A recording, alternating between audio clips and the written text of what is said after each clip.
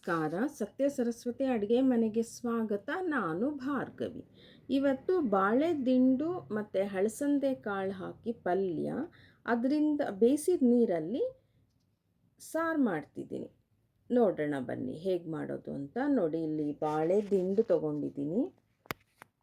ಬಾಳೆ ದಿಂಡು, ಹಳಸಂದೆ ಕಾಳನ್ನ ಒಣಗಿದ ಕಾಳನ್ನ ನೆನೆಸಿಟ್ಟಿದ್ದೀನಿ 1 ಗಂಟೆ. ಬಾಳೆ ದಿಂಡನ್ನ ಹೆಚ್ಕೋಬೇಕು. ನೋಡಿ, ಅದನ್ನು ಒಳಗಿಂದು ಪದರ ಮಾತ್ರ, ಅದ್ರ ಮೇಲಿನ ಪದರ ಬೇಕಾಗಿಲ್ಲ, ಅದನ್ನು ತೆಗೆದು ಬಿಡಬೇಕು. ಒಳಗಿಂದು ತೋರಿಸ್ತಿದ್ದೀನಿ ನೋಡಿ, ಆ ಒಂದು ಇದನ್ನು ಮಾತ್ರ ನಾವು ಹೆಚ್ಕೋಬೇಕಾಗುತ್ತೆ. ಇವಾಗ ಅದನ್ನು ಹೆಚ್ಕೋತೀನಿ. ನೋಡಿ, ಈ ಥರ ಎಳೆದಾಗಿದ್ದರೆ ನಿಮಗೆ ಪಲ್ಯ ಮಾಡೋಕ್ಕೆ ತುಂಬ ಚೆನ್ನಾಗಿರುತ್ತೆ. ಹಾಗಾಗಿ ಎಳೆದಾಗಿದ್ದಾಗ ಮಾತ್ರ ಮಾಡಬೇಕು. ನಾನು ತೋರಿಸ್ತಿದ್ದೀನಿ ನೋಡಿ.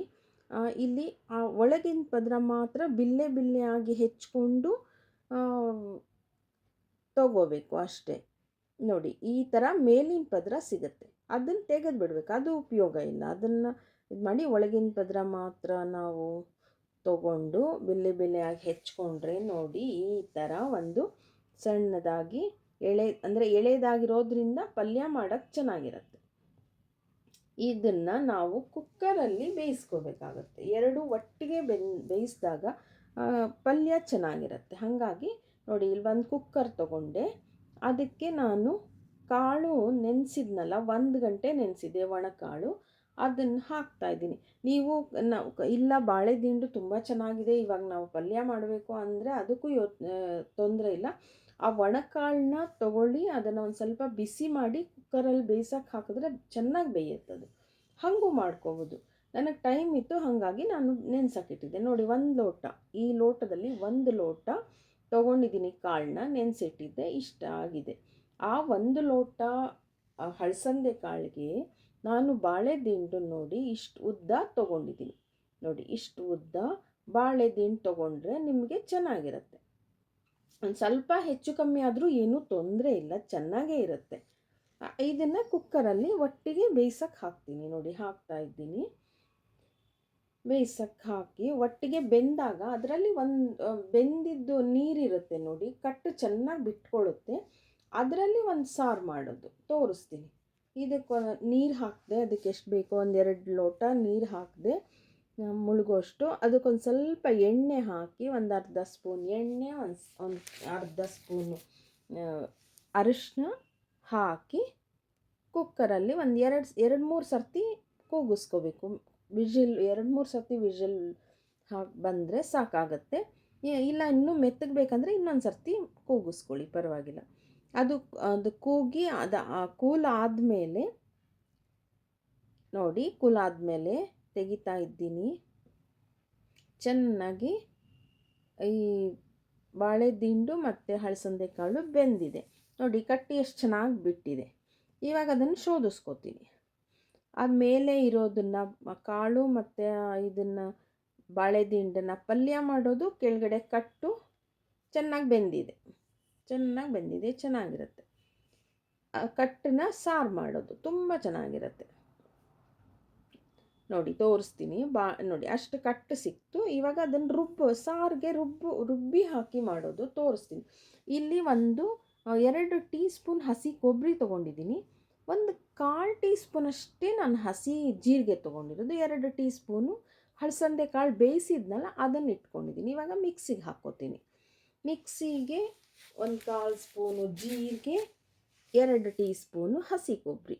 ಇದು ನಾವು ಸಾರಿನ ಪುಡಿಗೆ ಜೀರಿಗೆ ಹಾಕಿರ್ತೀವಿ, ಆದರೂ ಹಸಿ ಜೀರಿಗೆ ಬಿದ್ದಾಗ ನಿಮಗೆ ತುಂಬ ಚೆನ್ನಾಗಿರುತ್ತೆ. ಆ ಕಾಳನ್ನು ಹಾಕ್ಕೊಳ್ತೀನಿ, 2 ಟೀ ಸ್ಪೂನು ಹಳಸಂದೆ ಕಾಳು. ಅದಕ್ಕೊಂದು ಸ್ವಲ್ಪ ನೀರು ಹಾಕಿಬಿಟ್ಟು ಮಿಕ್ಸಿಗೆ ಹಾಕ್ಕೋತೀನಿ, ನುಣ್ಣಗೆ ರುಬ್ಕೋತೀನಿ ಚೆನ್ನಾಗಿ. ನೋಡಿ, ರುಬ್ಬಿದ್ದಾಗಿದೆ. ಅದನ್ನು ಪಕ್ಕಕ್ಕೆ ಇಡ್ತೀನಿ. ಅಲ್ಲಿ ನಾನು ಕಟ್ಟು ಬೇಯಿಸಿದ್ದು ನೀರಿತ್ತಲ್ಲ, ಅದನ್ನು ಒಂದು ಪಾತ್ರೆಗೆ ಹಾಕಿ ಅದನ್ನು ಸ್ಟವ್ ಆನ್ ಮಾಡಿಕೊಂಡು ಅದಕ್ಕೆ ಉಪ್ಪು, ರುಚಿಗೆ ತಕ್ಕಷ್ಟು ಉಪ್ಪು ಹಾಕ್ತಿದ್ದೀನಿ. ಉಪ್ಪು ಹಾಕಿ ಈಗ ಅದನ್ನು ಸ್ವಲ್ಪ ಮಿಕ್ಸ್ ಮಾಡಿ, ಅದಕ್ಕೆ ಎಷ್ಟು ಬೇಕೋ ಅಷ್ಟು ಆ ರುಬ್ಬಿರೋದು ನಾನು ಮಿಕ್ಸಿಗೆ ಹಾಕ್ಕೊಂಡಿದ್ನಲ್ಲ, ಅದನ್ನು ಹಾಕ್ಬಿಟ್ಟು ಅದಕ್ಕೊಂದು ಸ್ವಲ್ಪ ನೀರು ಹಾಕಿ ಹಾಕ್ತೀನಿ. ಇವಾಗ ನಿಮ್ಗೆ ಸ್ವಲ್ಪ ಈ ರುಚಿ ಒಂದು ಸ್ವಲ್ಪ ಬೇರೆ ಥರ ಸಾರು ಅನಿಸೋದು ಈ ರುಬ್ಬಿರೋ ಹಾಕಿರೋದ್ರಿಂದ ನಿಮಗೆ ಒಂಥರ ರುಚಿ ತುಂಬ ಚೆನ್ನಾಗಿರುತ್ತೆ. ಅದಕ್ಕೆ ಸಾರಿನ ಪುಡಿ ಹಾಕ್ತೀನಿ.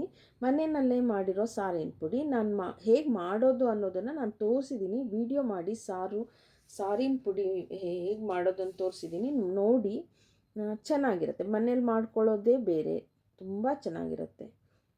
ಇವಾಗ ಸಾರಿನ ಪುಡಿ ಹಾಕಿದೆ. ಅದಕ್ಕೆ ಇವಾಗ ಒಂದು ಸ್ವಲ್ಪ ಹುಣಸೆಹಣ್ಣು ರಸ ಹಾಕ್ತಿದ್ದೀನಿ. ಎಲ್ಲನೂ ಸ್ವಲ್ಪ ನಿಮಗೇನು ನಾವು ಕಾಳಿಂದು ಕಟ್ಟಿದೆಯಲ್ಲ ಅದ್ರ ರುಚಿ ಗೊತ್ತಾಗಬೇಕು. ಹಲಸಂದೆ ಕಾಳು ಮತ್ತು ಬಾಳೆ ದಿಂಡಿಂದು ಇವಾಗ ಬೆಲ್ಲ ಒಂದು ಸ್ವಲ್ಪ ಹಾಕ್ತಿದ್ದೀನಿ. ಅದ್ರ ಗೊತ್ತಾಗಬೇಕು. ಅಷ್ಟು ಖಾರ, ತುಂಬ ಖಾರ ಹಾಕಬಾರ್ದು, ಯಾವುದೂ ಜಾಸ್ತಿ ಇರಬಾರ್ದು. ಎಲ್ಲ ಒಂದು ಸಮನಾಗಿದ್ದರೆ ನಿಮಗೆ ಸಾರು ತುಂಬ ಚೆನ್ನಾಗಿರುತ್ತೆ. ಇವಾಗ ಅದು ಕುದಿಬೇಕು. ನೋಡಿ ಕುದೀತಿದೆ. ಒಂದು 5 ನಿಮಿಷ ಚೆನ್ನಾಗಿ ಕುದ್ದಾಗ ಚೆನ್ನಾಗಿರುತ್ತೆ. ಕುದಿಬೇಕು. ಆ ಕುದಿಯೋವಾಗಲೇ ಗೊತ್ತಾಗ್ಬಿಡತ್ತೆ ಘಮ್ ಅಂತ ಎಲ್ಲ ಸರಿಯಾಗಿದೆ. ಹುಳಿ ಜಾಸ್ತಿ ಆದರೂ ಆ ಘಮದಲ್ಲೇ ಗೊತ್ತಾಗ್ಬಿಡುತ್ತೆ. ಹಾಗಾಗಿ ಎಲ್ಲ ಕರೆಕ್ಟಾಗಿ ಹಾಕಬೇಕು. ಇವಾಗ ಒಂದು ಸ್ವಲ್ಪ ಕೊತ್ತಂಬರಿ ಸೊಪ್ಪು ಹಾಕ್ತೀನಿ. ಒಂದು 5 ನಿಮಿಷ ಕುದ್ದಾದಮೇಲೆ ಕೊತ್ತಂಬರಿ ಸೊಪ್ಪು ಹಾಕಿ ಸಣ್ಣಗೆ ಹೆಚ್ಚಿ ಹಾಕಿಬಿಟ್ರೆ ಕೊತ್ತಂಬರಿ ಸೊಪ್ಪು ಅದ್ರ ಘಮನೇ ಬೇರೆ ಬಿಡಿ, ತುಂಬ ಚೆನ್ನಾಗಿರುತ್ತೆ. ನೋಡಿ ಈ ಥರ ಇರಬೇಕು ಸಾರು. ಎಲ್ಲ ಒಂದು 5 ನಿಮಿಷ ಕುದೀತು. ಸ್ಟವ್ ಆಫ್ ಮಾಡಿದೆ. ಇಂಗು ಸಾಸಿವೆ ಒಗ್ಗರಣೆ, ಕರಿಬೇವು ಇಂಗು ಸಾಸಿವೆ ಒಗ್ಗರಣೆ ಮಾಡಿ ಹಾಕಿದ್ರೆ ಸಾರು ರೆಡಿ ಆಯಿತು. ಇವಾಗ ಅದನ್ನೊಂದು ಸ್ವಲ್ಪ ಮುಚ್ಚಿಡಬೇಕು. ಒಗ್ಗರಣೆ ಹಾಕಿದ ತಕ್ಷಣ ಮುಚ್ಚಿಡಬೇಕು. ಆ ಘಮ ಅಲ್ಲೇ ಉಳಿಯುತ್ತೆ. ಹಾಗಾಗಿ ಆ ಥರ ಮಾಡಿದಾಗ ನೋಡಿ ಆಯಿತು, ರೆಡಿ ಆಯಿತು. ಘಮ ಘಮ ಅನ್ನೋ ಅಂತ ಸಾರು ರೆಡಿ ಆಯಿತು. ಇವಾಗ ಒಂದು ಪಲ್ಯ ಮಾಡೋಣ. ಇವಾಗ ಪಲ್ಯ ಅಂದರೆ ನಾವು ಬೇಯಿಸಿಟ್ಟು ಸ್ಟವ್ ಆನ್ ಮಾಡ್ಕೊಳ್ತಿದ್ದೀನಿ. ಪಲ್ಯಕ್ಕೆ ನಾವು ಹಲಸಂದೆ ಕಾಳು ಮತ್ತು ದಿಂಡು ಬೇಯಿಸಿಟ್ಕೊಂಡಿದ್ವಲ್ಲ, ಅದನ್ನು ಬೇರೆ ಇಟ್ಕೊಂಡಿದ್ವಿ. ಅದಕ್ಕೆ ಒಂದೆರಡು ಅದು ಒಗ್ಗರಣೆ ಹಾಕಬೇಕು. 1-2 ಸ್ಪೂನು ಎಣ್ಣೆ ಹಾಕ್ತೆ, ಒಂದು ಅರ್ಧ ಸ್ಪೂನು ಸಾಸಿವೆ ಹಾಕ್ತೆ, ಒಂಚೂರು ಹಿಂಗೆ ಹಾಕ್ತಿದ್ದೀನಿ. ಎಲ್ಲ ಹಾಕಿ ಒಗ್ಗರಣೆ ಆಗಬೇಕು. 1-2 ಹಸಿಮೆಣಸಿನ್ಕಾಯಿ, ಅದು ಖಾರ ಇಲ್ಲ, ಹಂಗೆ ಒಂದು ಘಮಕ್ಕೋಸ್ಕರ ಹಾಕ್ತಿದ್ದೀನಿ. ಒಂದು ಕರಿಬೇವು ಹಾಕಿ ಒಂದು ಸ್ವಲ್ಪ ಬಾಡಿಸ್ಕೋಬೇಕು. ಅದು ಖಾರ ಇಲ್ಲ, ಖಾರ ಇಲ್ಲದೆ ನಿಮ್ಗೆ ಖಾರ ಇದೆ ಅಂದರೆ ಒಂದೇ ಮೆಣಸಿನ್ಕಾಯಿ ಹಾಕಿ ಸಾಕು. ಇವಾಗ ಆ ಕಾಳನ್ನು, ಬೇಯಿಸಿರೋ ಕಾಳನ್ನು ಹಾಕ್ತೀನಿ. ಅಲ್ಲ, ಮೊದಲು ಇದನ್ನು ಹಾಕ್ತಿದ್ದೀನಿ ನೋಡಿ, ರುಬ್ಬಿರೋದು. ಇದು ಯಾವುದು ಅಂದರೆ ಹುಳಿ ಪುಡಿ, ಒಂದು ಸ್ವಲ್ಪ 1-2 ಸ್ಪೂನು ಕೊಬ್ಬರಿ, ಎರಡನ್ನು ರುಬ್ಬು ಹಾಕ್ತಿದ್ದೀನಿ. ಇಲ್ಲಿ ಆ ಎರಡು, ನಿಮ್ಮ ಮನೇಲಿ ಹುಳಿ ಪುಡಿ ಇಲ್ಲ ಅಂದರೆ ಒಂದು ಸ್ವಲ್ಪ ನೀವು ಸಾರಿನ ಪುಡಿನಾದರೂ ಹಾಕ್ಬೋದು. ಇಲ್ಲ ಅದೂ ಇಲ್ಲ ಅಂದರೆ ಆ ಕೊಬ್ಬರಿ ಜೊತೆನಲ್ಲಿ 1-2 ಮೆಣಸಿನ್ಕಾಯಿ, ಒಣಮೆಣಸಿನ್ಕಾಯಿ, ಒಂಚೂರು ಜೀರಿಗೆ ರುಬ್ಬು ಹಾಕ್ಬಿಟ್ರೆ ನಿಮಗೆ ತುಂಬ ಚೆನ್ನಾಗಿರುತ್ತೆ. ಹಾಗೂ ಮಾಡ್ಕೋಬೋದು, ಯಾವುದೋ ಒಂದು ಪುಡಿ ಹಾಕಿದ್ರೆ. ಇವಾಗ ಕಾಳು ಹಾಕ್ತಾ ಇದ್ದೀನಿ. ಕಾಳು, ಕೊಬ್ಬರಿ ಮತ್ತು ಒಂದು ಪುಡಿ, ಯಾವುದಾದ್ರೂ ಒಂದು ಪುಡಿ ಚೆನ್ನಾಗಿರುತ್ತೆ. ನಿಮಗೆ ಹುಳಿ ಪುಡಿ ಇದ್ದರೆ ಹುಳಿ ಪುಡಿ ಹಾಕ್ರಿ, ಇಲ್ಲ ಸಾರಿನ ಪುಡಿ ಇದ್ದರೆ ಅದೇ ಹಾಕಿ, ಪರವಾಗಿಲ್ಲ, ಚೆನ್ನಾಗಿರುತ್ತೆ. ಅದು ಒಂಥರ ಚೆನ್ನಾಗಿರುತ್ತೆ. ಪಲ್ಯದ ಪುಡಿ ಇದ್ದರೆ ಅಂತೂ ಇನ್ನೂ ತುಂಬ ಚೆನ್ನಾಗಿರುತ್ತೆ. ಯಾವುದಾದ್ರೂ ಸರಿ, ಒಂದು ಪುಡಿ ರುಬ್ಬಿ, ಕೊಬ್ಬರಿ ಜೊತೆನಲ್ಲಿ ರುಬ್ಬಿ ಹಾಕಿ, ಅದಕ್ಕೊಂದು ಚಿಟಿಕೆ ಉಪ್ಪು ಹಾಕಿದೆ, ಒಂದು ಚಿಟಿಕೆ ಅಷ್ಟೇ, ಜಾಸ್ತಿ ಹಾಕಿಲ್ಲ. ಸ್ವಲ್ಪ ಉಪ್ಪು ಹಾಕಿ ಮತ್ತು ಕಾಳು ಹಾಕಿ, ಮಸಾಲೆ ಎಲ್ಲ ಹಾಕಿದ್ಮೇಲೆ ಮತ್ತೆ ಕಾಳು ಹಾಕಿ, ಅದಕ್ಕೆ ರುಚಿಗೆ ತಕ್ಕಷ್ಟು ಉಪ್ಪು ಹಾಕಿ ಮುಚ್ಚಿಡ್ತಾ ಇದ್ದೀವಿ, ಮಿಕ್ಸ್ ಮಾಡಿ. ಆದಮೇಲೆ ಒಂದು ಕಮ್ಮಿ ಉರಿನಲ್ಲಿ ಇಡಬೇಕು. ಆವಾಗಲೇ ಅದಕ್ಕೊಂದು ಕೊತ್ತಂಬರಿ ಸೊಪ್ಪು ಹಾಕಿ ನೋಡಿ. ಪಲ್ಯ ಈ ಥರ ಇರಬೇಕು. ಪಲ್ಯ ಈ ಥರ ಇದ್ದರೆ ತುಂಬ ಚೆನ್ನಾಗಿರುತ್ತೆ ತಿನ್ನೋಕ್ಕೆ. ನೀವು ಯಾವುದ್ರ ಜೊತೆ ತಿನ್ನೋದು ಬೇಡ, ನೀವು ಒಂದು ಬೌಲಲ್ಲಿ ಹಾಕಿ ಹಾಗೆ ಒಂದು ತಿಂದರೆ ತುಂಬ ಚೆನ್ನಾಗಿ. ಅದಕ್ಕೊಂದು ಸ್ವಲ್ಪ ನಿಂಬೆಹಣ್ಣು ರಸ, ಜಾಸ್ತಿ ಹಾಕಕ್ಕೆ ಹೋಗಬೇಡಿ. ಹುಳಿ ಜಾಸ್ತಿ ಆದರೆ ಅದು ಚೆನ್ನಾಗಿರಲ್ಲ. ಸ್ವಲ್ಪ ಹಾಕಿದ್ರೆ ನಿಮಗೆ ಬಾಳೆ ದಿಂಡು ಹಲಸಂದೆ ಕಾಳು ಪಲ್ಯ ರೆಡಿ ಆಯಿತು. ಇವಾಗ ನೋಡಿ, ಎಲ್ಲ 2 ಸಾರು, ಹಲಸಂದೆ ಕಾಳು ಮತ್ತು ಬಾಳೆ ದಿಂಡಿನ ಕಟ್ಟಲ್ಲಿ ಸಾರು ರೆಡಿ ಆಯಿತು. ಇಲ್ಲಿ ಪಲ್ಯ ರೆಡಿ ಆಯಿತು. ನೋಡಿ ನಿಮ್ಮ ಮನೆಯಲ್ಲೂ ಈ ಥರ ಒಂದು ಸಾರು ಮತ್ತು ಪಲ್ಯ ಮಾಡ್ಕೊಂಡು ತಿಂದು ನನಗೆ ತಿಳಿಸಿ. ನನ್ನ ಚಾನಲ್ ಸಬ್ಸ್ಕ್ರೈಬ್ ಮಾಡಿ, ಶೇರ್ ಮಾಡಿ, ಸಪೋರ್ಟ್ ಮಾಡಿ. Thank you.